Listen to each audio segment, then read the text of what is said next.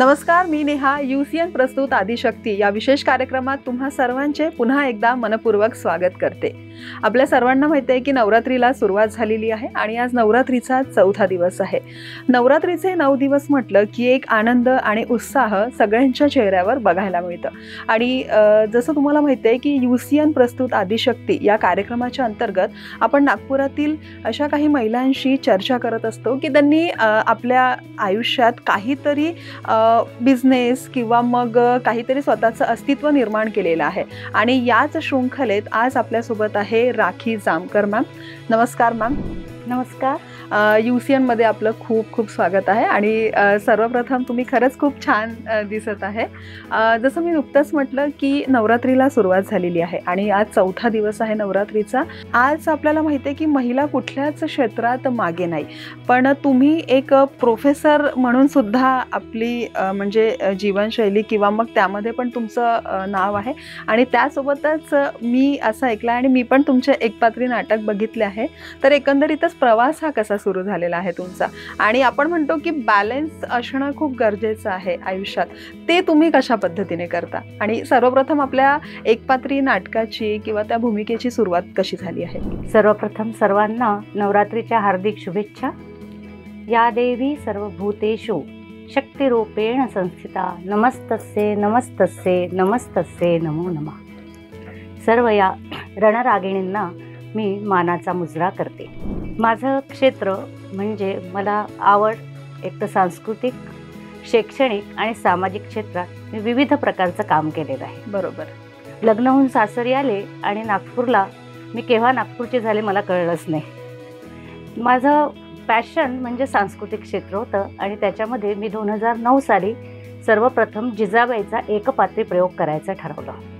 आणि पहिल्याच प्रयोगाला इतका उत्स्फूर्त प्रतिसाद मिळाला म्हणून सांगू ताई तुला की त्याचे दर दिवशी वेगवेगळे माझे लोकांचे फोन सुरू झाले आणि तो प्रयोग वाढतच गेला. आज जवळपास 500च्या वर प्रयोग मी नागपुरातच नव्हे तर संपूर्ण महाराष्ट्रात, महाराष्ट्राच्या बाहेर जबलपूर आहे, रायपूर आहे, बंगलोर आहे, अशा विविध ठिकाणी मी हे प्रयोग केले.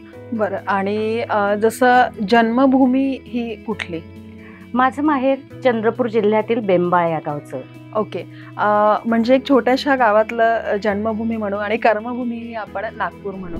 तर लहानपणापासूनच म्हणजे भूमिका करणं किंवा नाटक करणं याची आवड, की लग्न झाल्यानंतर आवड निर्माण झाली? मी अगदी बालपणापासूनच म्हणजे बालक मंदिर त्या काळातलं तेव्हापासूनच मी या क्षेत्रात आहे. त्यावेळेला आम्ही नाटक बसवलं होतं बालक मंदिरमध्ये आणि तेव्हापासून मी जे स्टेजवर आहे तर मला सांगताना अतिशय अभिमान वाटतो की आजही मी स्टेजवरच वावरत असते. म्हणजे जसं तुम्ही नुकतंच म्हटलं की लहानपणापासूनच म्हणजे वेगवेगळे पात्र साकारणं, नाटक करणं ही आवड होती. युजली आपण बघतो की लग्नानंतर खूप काही गोष्टी चेंज होतात, बरोबर, पण एक बॅलन्स हे गरजेचं असतात आणि ते कुठेतरी तुम्ही आता करत आहात. तर पहिलं एकपात्री नाटक तुमचं कोणतं होतं आणि काय अनुभव तुम्ही आमच्या दर्शकांना सांगाल त्याचं? अतिशय छान होता माझा अनुभव. लग्नानंतर जवळपास 10 वर्षानंतर मी या क्षेत्रात परत पदार्पण केलं आणि माझा पहिला प्रयोग मला सांगताना आनंद होतो की ज्येष्ठ नागरिक मंडळ आहे रेशीमबागचं, तिथे होता. म्हटलं 10 वर्षानंतर आपण स्टेजवर जायचं आहे, माईकच्या समोर. थोडी मनामध्ये धास्ती होती, पण तरीही प्रयोगाला उभी राहिली आणि भरभरून कौतुक झालं माझं. तिथील मी कृष्णराव वाघमारेंचा स्पेशल मला अभिप्राय मिळाला की तुझं हे कार्य पुढे अतिशय सुंदर रीतीने वाढतच जाणार आहे.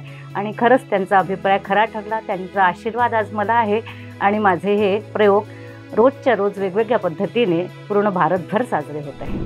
खूप सुंदर मॅम. आणि पहिला प्रयोग हा कुठे झाला होता तुमचा, म्हणजे नागपूरमध्ये की नागपूरच्या बाहेर? नागपूरमध्येच रेशीमबाग येथील ज्येष्ठ नागरिक मंडळात सादर झाला होता. ओके. आणि शोभनाताई जोशी यांनी मला त्यावेळेला पाचारण केलं होतं. ओके. तसं त्यांनी मला प्रश्न विचारला की तू काही आमच्यासाठी 15-20 मिनटं बोलू शकशील का? तर मी म्हटलं त्यांना की तुम्ही ज्येष्ठ वयाने, मानाने, अधिकाराने, त्यांच्यासमोर मी काय बोलणार? तर मग सहज विचार केला की आपण एखादा असं एकपात्री प्रयोग करून जर सादर केला तर त्यांची दाद आपल्याला मिळू शकते. आणि म्हणून मग मी जिजाबाईचा प्रयोग सादर केला. तेव्हा माझी लहान मुलगी फक्त 1 वर्षाची होती आणि मोठी मुलगी 4 वर्षाची. घरातल्या सर्व जबाबदाऱ्या सांभाळून हे करताना म्हणजे तारेवरची कसरतच होती. पण पहिल्या प्रयोगाला मिळालेली दाद ही माझ्यासाठी खूप काही करून गेली. जिजाऊचं एकपात्री म्हणजे भूमिका निभवणं म्हणजे हे आपल्यातच एक गौरवाची गोष्ट आहे आणि ती भूमिका जी आहे ते तुम्ही निभवली. तर असा काही अनुभव आला का की बाबा एवढा मोठा कॅरेक्टर आहे की खरंच निभवू शकणार का? किंवा एकपात्री नाटक किंवा कुठलंही आपण म्हणजे परफॉर्मन्स जेव्हा स्टेज परफॉर्मन्स करतो तेव्हा ऑडियन्सशी कनेक्ट राहतो आपण, म्हणजे त्या ऑडियन्सला आवडणार का किंवा त्याला पसंती मिळणार का, हा सर्वप्रथम एक प्रश्न येतो.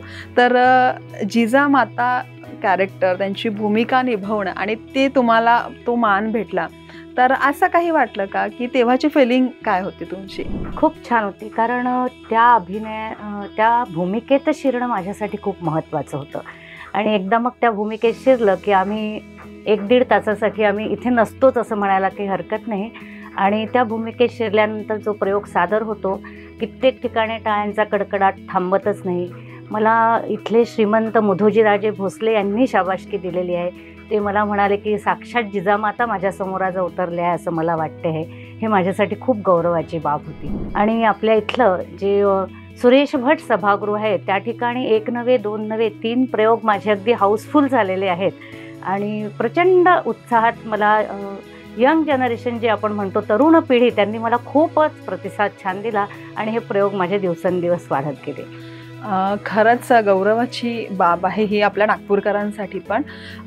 आपण बघतो की कुठलंही काम जेव्हा स्पेशली महिला करतो तर कुठेतरी फॅमिली सपोर्ट असणं हे खूप गरजेचं असतं. तर फॅमिली बद्दल तुम्ही काय सांगाल? किंवा एक घरची सून किंवा आई म्हणून, सून म्हणून आणि वेगवेगळे पात्र आपण महिला साकारत असतो, तर घरच्यांचा काय सपोर्ट राहिलेला आहे की बाबा एकपात्री नाटक आणि स्टेज करणं आणि ते पण लग्नानंतर, तर काय त्यांचे रिॲक्शन काय राहिले त्यावेळी? मला याच्यात माझ्या पतिराजांचा म्हणजे किशोर जामकर यांचा अत्यंत प्रतिसाद छान मिळाला. त्यांनी मला कधीच माघार घ्यायला सांगितलं नाही की तू जा कर, मी बघतो. आणि मुलींचा खूप छान सपोर्ट, सासू सासऱ्यांचा मला खूप सहकार्य मिळालं. आणि विशेष सांगण्यासारखं म्हणजे माझी जी स्किट लिहिल्या जाते ती माझी आई मला लिहून देते, नीताताई पुल्लीवार. जिजाबाई बोलते हे एकपात्री प्रयोग करते, सोबतच मी झाशीची राणी लक्ष्मीबाई बोलते, मी तुकाराम महाराजांची आवली बोलते, मी भगिनी निवेदिता बोलते. असे विविध प्रकारचे एकपात्री प्रयोग मी आज इथे सादर केलेले आहेत. आणि त्या सगळ्यांचं जे लेखन आहे ते माझ्या आईने मला लिहून दिलेलं आहे. आणि तिचं एकच असतं, लिहिल्यानंतर थोडा अभ्यास कर आणि पाठांतर कर, तू करू शकशील. आणि हा सपोर्ट जो आपण म्हणतो ना पाठीशी असणं काय असतं, हे आईचा इतका सपोर्ट आहे की त्यामुळे मी आज या क्षेत्रामध्ये इथपर्यंत पोहोचले. म्हणजे आता पण तुमची आई लिहून हो हो, आजच्याही घडीला आईला म्हटलं की मला असं असं करायचं आहे वा, तर आई रात्रीतून माझ्यासाठी तो प्रयोग लिहून देते. हे मला म्हणजे खूप कुठेतरी एक पात्राची आवड आहे ती घरच्यापासूनच आहे. त्याच्यामुळे एक सपोर्ट म्हटलं तर एक प्लस पॉईंट हा तुमचा आहे की तुमची आई तुम्हाला लिहून देतं. आतापर्यंत तुम्ही 500च्या वर, जसं तुम्ही म्हटलं नुकतंच की एकपात्री प्रयोग सादर केलेले आहे, तर त्यातील असा काही एक प्रयोग तुम्ही आमच्या दर्शकांपर्यंत सांगू शकता का की काहीतरी नवीन? नो डाऊट प्रत्येक प्रयोग जेव्हा आपण साकारतो त्यामागे सगळे टीमची एक हे असतात, म्हणजे सगळ्यांची आपापली भूमिका वेगळी असतात, प्रत्येकाचा एफर्ट असतात. तर आपला कुठला म्हणजे असं काही तुम्ही स्पेशल क्लासेस घेतात का? किंवा मग जर कोणाला शिकण्याची आवड असेल एकपात्री नाटक, तर त्यावर काही तुम्ही घेता का किंवा लोकांना म्हणजे शिकवण्यासाठी? हां, मार्गदर्शन करते ना मी. मला जर कोणी विचारायला आलं की आम्ही काय करू, तर एक छान आनंदाची बाब आहे की एक विद्यार्थिनी माझ्याकडे आली 3-4 वर्षापूर्वी आणि मला म्हणे, मावशी मला एकपात्री प्रयोग करायचा आहे आणि आमच्या युनिव्हर्सिटीमध्ये तो कार्यक्रम आहे, रंगारंग कार्यक्रममध्ये मला तो सादर करायचा आहे, तर तू मला देते का? आणि मी तिला झाशीच्या राणीचा तो प्रयोग तयार करून दिला आणि तिने तो सादर केला. इतकी आनंदाची बाब आहे की तो प्रयोग तिचा फर्स्ट नंबरनी त्याच्यात ती झाली. मग तिचं इंटर कॉलेजेस झालं, इंटर स्टेट झालं, त्याच्यानंतर ती नॅशनल लेवलला गेली आणि शेवटी इंटरनॅशनल लेवलवर तिचं सिलेक्शन झालं. तर मला फार कौतुक वाटतं तिचं की एक छोटीशी तिने संधीचं सोनं केलं असं मला वाटतं. पण हल्ली मॅम असं होतं की थिएटर किंवा एकपात्री नाटक हे कुठेतरी लोप पावत आहे. म्हणजे थिएटर म्हटलं की लोकांना थोडंसं नाहीसं वाटतं. तर याबद्दल तुमचं काय मत आहे? कारण गेल्या कित्येक वर्षापासून तुम्ही या क्षेत्रामध्ये काम करत आहे आणि आजची परिस्थिती जर आपण बघितली तर कुठेतरी सगळ्यांना असं झटपट पाहिजे कुठलीही गोष्ट, बरोबर? आणि एकपात्री नाटक किंवा थिएटर म्हटलं की पूर्ण जीव आपला त्यात आपल्याला ओतावा लागतो. तर असं सुरू आहे का की एकपात्र नाटक किंवा मग परफॉर्मन्स किंवा स्टेज जे आहे ते लोप पावत आहे? हो, लोप पावत आहे म्हणायला काहीच हरकत नाही. कारण मला लक्ष्मणराव देशपांडे मला आठवतात की भराड चाललं लंडनला आम्ही त्यांचं पाहिलं होतं एक पात्री. म्हणजे एका पात्राने किती विशेष भूमिका सादर कराव्या तसंच आमचं असतं. मी जिजाबाई बोलते जरी म्हटलं तरी पण त्याच्यात आम्ही शिवाजी महाराज साकारतो, मध्येच अफजल खान असतो, मध्येच आमच्याकडे बाजीप्रभू देशपांडे असतात, तानाजी मालुसरे. हे प्रत्येकाचं व्यक्तिमत्व आम्हाला लोकांच्या समोर उलगडून दाखवायचं असतं त्या भूमिकेत शिरून. आणि ते प्रयोग इतके लोकांना आवडले तर मला असं वाटतं की ही जी लोप पावणारी कला ही परत वाढत गेली पाहिजे. कारण अगदी बोटावर मोजण्यासारखी लोक नागपुरात एकपात्री प्रयोग सादर करतात. आणि आजची जर आपण खरंच परिस्थिती बघितली तर स्टेज पण नाही आहे. आणि आपण बहुतांशदा असं बघतो की नागपुरातील कुठलाही व्यक्ती जर एकपात्री नाटक किंवा थिएटर करत असेल तर त्याला पुढे जायचं असेल तर त्याला पुणे, मुंबई, नागपूरच्या बाहेरच जावं लागतं. तर असं काही म्हणजे तुमच्या माध्यमातून असं काही होऊ शकतं का की ज्याला म्हणजे स्टेज मिळत नाही किंवा मग नागपूरमध्ये एकपात्री नाटक असो किंवा थिएटरसाठी पण तेवढंच वाव यायला पाहिजे, असं वाटतं का तुम्हाला? अगदी वाटतं मला. कारण ही जी लोप पावणारी कला आहे जर आपण ही जपली तर पुढच्या पिढीला आपण खूप मोठा संदेश देऊ शकू. कारण माझा अनुभव आहे की मी शाळा कॉलेजेसमधनं जेव्हा हा प्रयोग सादर करते तर ते विद्यार्थी आमच्याजवळ येऊन म्हणतात, आम्हालाही झाशीची राणी व्हायचं आहे, आम्हालाही जिजाबाईसारखं कर्तृत्व करायचं आहे, पण आम्हाला असा इतिहासच कोणी शिकवला नाही. बरोबर. तुम्हाला मी सांगते की एक नागपूरचे इतिहास तज्ज्ञ होते युनिव्हर्सिटीतले, ते मला म्हणाले की ताई म्हणे इतिहास अशा पद्धतीनेही समजवला जाऊ शकतो हे मी पहिल्यांदा पाहिला म्हणे. आणि मला तुमच्याबद्दल फार अभिमान वाटतो म्हणे की तुम्ही याचे हजारो प्रयोग करा आणि खरंच आपला लोप पावलेला इतिहास समाजापर्यंत आणा. आणि याच्यामुळेच हा प्रयोग परत व्हावे याच्यासाठी मला असं वाटतं की नागपूरमध्ये अशी एक स्वतंत्र संस्था असावी की ज्यामध्ये हे एकपात्री प्रयोग केले जातात. म्हणजे सध्याच्या परिस्थितीमध्ये अशी काही संस्था आपल्या नागपूरमध्ये अस्तित्वात आहे का? किंवा मग ज्याला थिएटर करण्याचे जी आजची युवा पिढी इच्छुक आहे त्यांच्यासाठी काही स्टेज आहे का आपल्या नागपूरमध्ये? आपली नागपूरची नाट्य परिषद आहे इथे, अखिल भारतीय नाट्य परिषदेचं आपल्या इथे ऑफिस आहे. त्याच्यानंतर नाटक करणारे भरपूर कार्यकर्ते इथे आहेत आपल्याकडे. पण त्या मानाने नवीन पिढी त्याच्यामध्ये पाहिजे त्या पद्धतीने एफर्ट्स म्हणा किंवा हे दाखवत नाही. अदरवाईज मला वाटते पुण्या मुंबईला जायची गरजच पडणार नाही, इतकं छान आपल्या इथला ऑडियन्स आहे, भरभरून प्रतिसाद देतो. नागपूरसारखा प्रतिसाद मला तर वाटतं कुठेच मिळणार नाही. की कुठल्याही थिएटरला जा, आम्ही सुरेश भट सभागृहासारख्या याच्यात 2,500-3,000 हजाराच्या पब्लिकमध्ये आम्ही कार्यक्रम करतो आहे. किती अभिमान वाटत असेल. नागपूरच्या पब्लिकला म्हणा लोकांना आवडतात हे प्रयोग. फक्त त्यांच्यापर्यंत पोहोचायचं कसं हे माध्यम मात्र आपण आताच निवडलं पाहिजे. बरोबर. आणि ते आपल्यावर आहे की आपण कुठल्या पद्धतीचं एकपात्री नाटक करतोय किंवा कुठला रोल आपण प्ले करतो आहे. एकंदरीतच एकपात्री नाटक म्हणजे परफॉर्मन्स करायला किंवा कुठलंही नाटक परफॉर्मन्स करायला एक टीमची गरज असते, बरोबर? तर तुमच्या टीममध्ये कोण कोण आहे आणि कशा पद्धतीने ते सगळा एकंदरीतच हा कारभार चालत असतो? माझ्या टीममध्ये तर आम्ही, माझ्या बहिणी, माझी आई स्किट लिहिणारी आणि मेकअप वगैरे माझी बहीण आणि मी करतो सगळं. आणि याचं पाठांतर, याचा अभ्यास हा सगळा मी एकटीच करते. आणि त्यातून हा प्रयोग सादर होतो. हा पूर्णपणे एकपात्री आहे. म्हणजे याच्यात अभिनय माझाच असतो, मेकअप, कॉस्ट्युम पण मी चूज करते, मला काय चांगलं दिसेल, गेटअप काय चांगला राहील, आणि सर्व मीच असते. ओके. म्हणूनच आपण एकंदरीत एक पात्री म्हणजे एक पात्रीच आहे. म्हणजे सगळं टॉप टू बॉटम सगळं आपल्यालाच करायचं आहे. मेकअप पण आपल्यालाच करायचा आहे, स्किट पण आपल्यालाच लिहायचं आहे, तसं पाठांतर पण करायचंच आहे आणि त्यातलं त्यात गाईड पण आपल्याला स्वतःलाच करायचं आहे. खूप सुंदर अशी क्षेत्राची तुम्ही निवड केलेली आहे. म्हणजे एक प्रोफेसर म्हणून पण तुम्ही आज समाजात म्हणजे कुठेतरी शिक्षणाच्या क्षेत्रात पण तुम्ही आपलं नाव लौकिक केलेलं आहे. त्यानंतर सांस्कृतिक क्षेत्रात पण तुम्ही नाव लौकिक केलेलं आहे आणि सामाजिक क्षेत्रात पण. तर आज एक मेसेज तुम्ही आपल्या UCNच्या मार्फत दर्शकांना काय द्याल किंवा स्त्रियांसाठी काय मेसेज तुमच्यातर्फे असणार आहे? मला तर असं वाटतं की आपण दशभुजाधारिणी आहोत असं समजायला काही हरकत नाही. आजची स्त्री म्हणजे हातात लॅपटॉप घेते आहे, इकडे लेखणी घेते आहे, तिकडे लाटणं पण घेते आहे, मुलांना पण शिकवत आहे.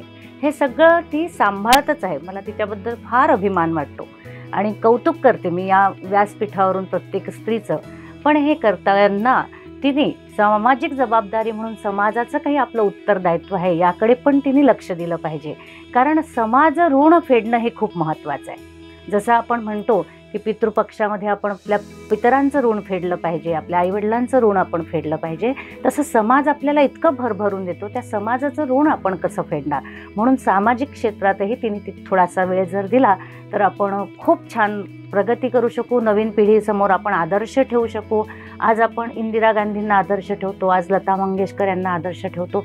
तशा सामाजिक क्षेत्रातल्याही आदर्श अग्रगण्य व्यक्ती आपल्या इथे होऊन गेल्या आहे. कमलाताई हुसपेट होऊन गेलेल्या आहे, सत्यबालाताई तायल होऊन गेलेले आहेत, त्याच्यानंतर मावशी केळकर होऊन गेलेले आहे. ह्यांच्यासारखे आदर्श आपण निर्माण करू शकतो. फक्त थोडासा वेळ आपण समाजासाठी दिला पाहिजे. बरोबर. आणि कुठलंही काम हे अवघड नाही जर मनात इच्छाशक्ती असली तर. येणाऱ्या काळात काही नागपूरकरांसाठी आपल्या एक पात्री नाटक करण्याचा काही विचार आहे तुमचा किंवा काही प्लॅनिंग वगैरे सुरू आहेत का? पुढे जाऊन मला की नाही या एकपात्री प्रयोगाचं आता महानाट्यात रूपांतर करायचं आहे. एक जिजाबाईचा प्रयोग आम्ही महानाट्यात केला, त्याला भरभरून प्रतिसाद मिळाला लोकांचा. आणि ते प्रयोग आता माझे असं वाटतं की ते नागपूरच नाही तर आता पूर्ण महाराष्ट्रात व्हावे आणि संपूर्ण देशात आपलं जिजाबाईंचं चरित्र जावं.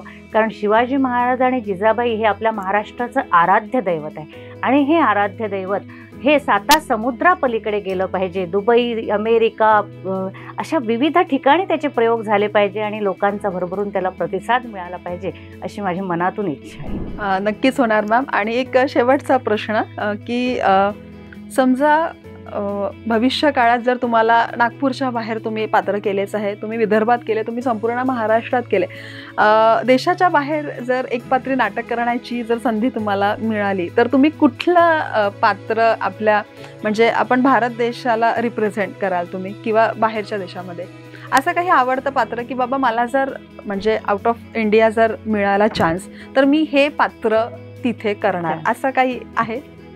अर्थातच जिजाबाई माझं आवडतं पात्र आहे आणि झाशीची राणी. कारण झाशीची राणी फक्त मला लोक जेव्हा सांगतात तेव्हा मेरी झाशी नाही दूंगी इथपर्यंतच ते पात्र संपवून टाकतात.